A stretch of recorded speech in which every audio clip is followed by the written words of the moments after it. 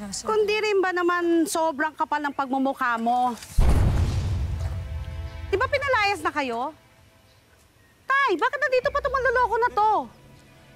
Tignan mo nga si Oka kung nandun pa sa bahay, palayasin mo nga rin. Hindi nyo gagawin yan! Glenda naman, hayaan niyo naman po makapag-ayos muna si Oka tsaka si tatay. Para ano? Ay, naku, eto na naman tayo. Pinagsinungalingan nyo na nga itong matanda, tapos ngayon gusto nyo pang utu-utuin ngayon? Ha? Tama na yan! Glenda naman, hayaan niyo naman kami magpaliwanag ni Oka sa inyo. Ano? Wala na paliwanag dahil wala kayong mahuhutot sa amin. Teka nga lang ha, ba't ba ang tingin niyo sa lahat mukhang pera? Mukha naman talaga kay pera, di ba? Baka kayo yun. Ha? Kayong dalawan magkapatid.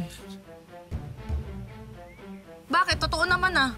Walang ibang lumalabas dyan sa mga bunganga nyo kundi pera. Mukha kayong pera. Hoy, ikaw babae ka, ha? Ikaw naman budolera, ikaw pa yung matapang! Tama na! Lalo na sumasama tingin sa atin ni tatay. Eh, paano nilalason yan yung utak ng tatay? Tama na! Alam niyo kung sino nalalason ng isip ko? Kayo yun! Ikaw, Melchor! Glenda!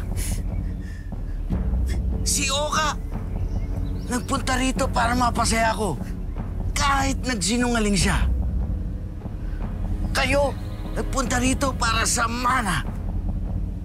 Pwes, akong masusunod sa kung ano man ang magiging desisyon ko sa pamamanahan. Ha? Tayo na, Freddy. Tay! Tay naman! Tay, anak mo rin naman kami! Tay! Tama na, Ate Glenda. Tay! Glenda, tama na.